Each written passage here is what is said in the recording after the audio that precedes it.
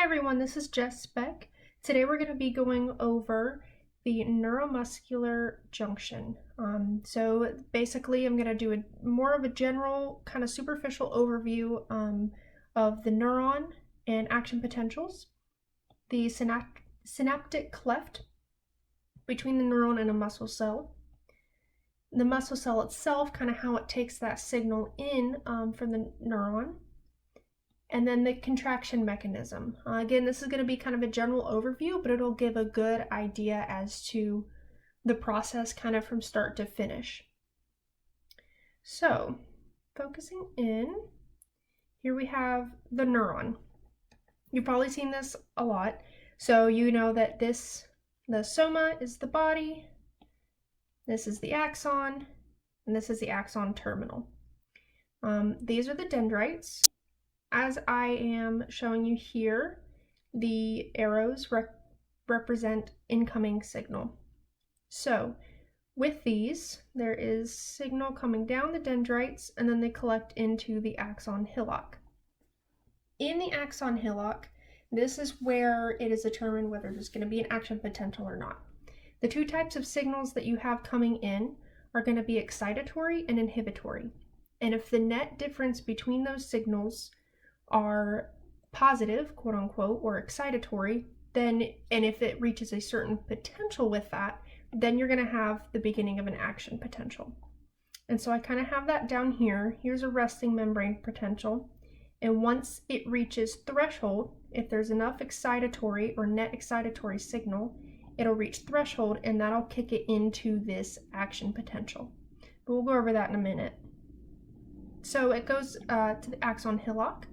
And so you're going to have your signal travel down the axon, and this is propagated by voltage-gated sodium and potassium channels. It's propagated by the influx of sodium and the efflux of potassium, which again I'll go over here.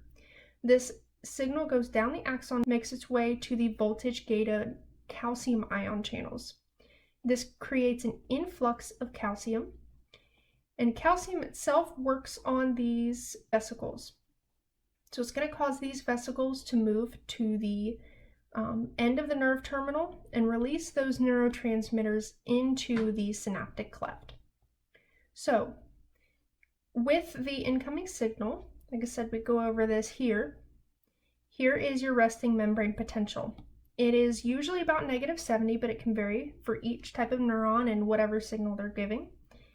The threshold is whenever it's there's enough net excitatory signal to create an action potential, because it can come up and fail and come up and fail and come up and fail. And once there's finally enough, it'll go all the way up to the threshold potential, and that's the point where it'll kick all of this off, kind of like a domino effect. So once it reaches that, this is where there is an influx of sodium ions, and you can remember that by, if you remember that sodium moves into the cell, this is where the membrane becomes more positive.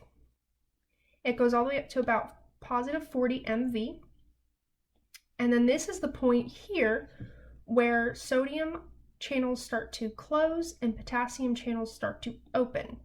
And then we start going this direction as more and more sodium channels close and potassium channels open, and potassium moves out of the axon.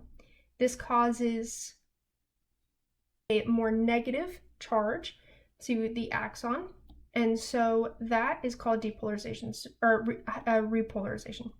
So here's depolarization, then we have repolarization here, and then the potassium channels are kind of slow. Here we can have a little bit of forgiveness if the sodium channels are slow because we have an efflux of potassium. However, here, they're the only channels that are open.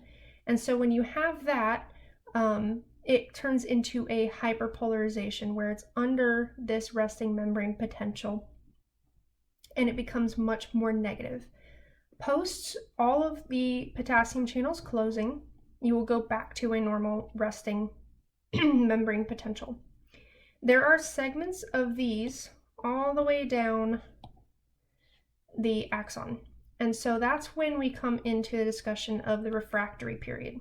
So the nerve cell is unable to fire in action potential during this refractory period. And it's due to the time needed between opening ion channels.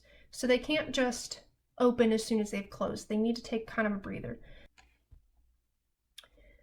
So with that, we have our neurotransmitters and they're in the synapse. So what we're going to kind of be looking at is the neuron here, which we discussed. The action potential moves down into, calcium is brought in, and this causes the vesicles containing the neurotransmitter to go to the membrane and release all these neurotransmitters into the synaptic cleft. Regarding what we're looking at today between a neuron and the muscle, this synaptic cleft is going to be called, or this whole kind of area here is the neuromuscular junction. So that's kind of intuitive, where the neuron meets the muscle. So this is the synaptic cleft, like we just looked at. So this area here and this area are the same. And so with the neuromuscular junction, the ligand here, the neurotransmitter, is always going to be acetylcholine. That's pretty consistent with neuromuscular junctions. That being said, that means that muscle cells have a ligand-gated receptor in which the ligand is the acetylcholine, so it's an acetylcholine receptor.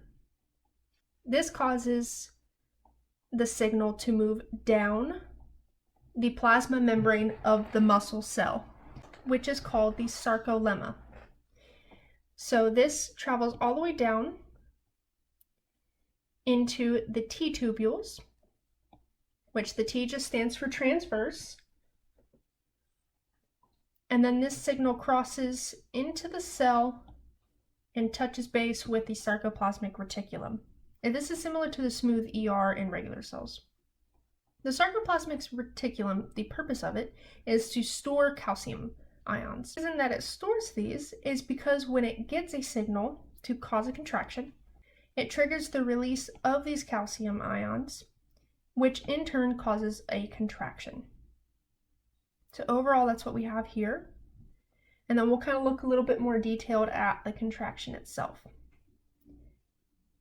Contraction is caused by the binding of myosin to actin, generally, as a very simple explanation. The problem with that is that if they are just free to bind to each other, there's no selective contraction. You don't get to choose when things contract. It's going to be a state of rigid paralysis, essentially. So you need something blocking the binding of A and M until the contraction is actually wanted or needed. So that's where troponin and tropomyosin come in. So here is our actin, and then here are the binding sites of where myosin would bind if it was able to. What we have blocking is this here, and this is tropomyosin, and then tropomyosin is connected to actin via troponin. Its job is just to bind tropomyosin to actin. So what calcium does is it releases tropomyosin from actin via bonding to troponin. This creates a conformational change, therefore releasing this. Releasing troponin causes tropomyosin to come off, and then we have our binding site for myosin to come in and bind to actin. So that's the general overview there. And then we're going to look at the specific steps in the actual muscle contraction. So again, due to Ca2+ calcium ions, we have these open actin sites. And this is where myosin is going to try to hook into and move into. That's going to cause the overall contraction with multiple cells moving like that. So here we have myosin. This is the myosin head here, and then here's actin. Here is one binding site, and then because the myosin is going to move this way, I labeled this as a second binding site to actin. This is post-calcium removing the tropomyosin. So normally the tropomyosin would be here, and the troponin would be here. So with the addition of ATP, it's going to cause the myosin to bend. And this is the ATP here, and it's going to come out of this pocket. then the ATP breaks apart into ADP and a phosphate group, and this, as you know, releases energy. This energy flips the myosin into kind of a spring-loaded state. The phosphate group and the ADP are still attached, and this is just, it kind of looks like it's trembling here. It's ready to go. It's like a loaded spring. From there, this phosphate group will leave and it releases the spring. So it was here, and then it bent down after the spring was released, putting it in position 2.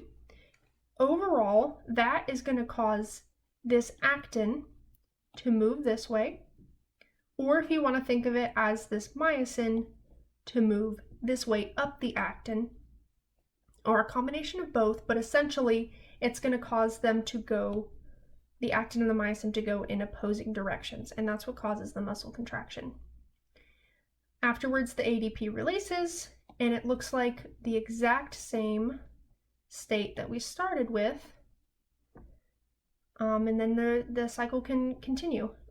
So essentially then there you'd have another open area. It's curled in here. The ATP is going to attach. It's going to go like this. The ATP is going to release the phosphate group and also release energy in the process, putting it in a spring-loaded state. And then it's going to curl around, hook it, pushing the actin that way and pushing the myosin that direction. So there you have it. That's the overall neuromuscular junction, going from an action potential all the way down to muscle contraction. Very simple, very general, but I know I needed a good, nice overview when I was studying, so I wanted to make it for you guys. All right, so thank you for watching my video. We went over the neuron and action potential, the synaptic cleft, the muscle cell, and the contraction mechanism. If you guys want to see any other kind of videos, just let me know. I'm currently studying for the MCAT, so I'm building on knowledge that I already have to memorize, as well as trying to share different points of views that helped me study with some of this content that maybe you haven't seen before, or maybe would help in your studying with college classes or with the MCAT itself as well.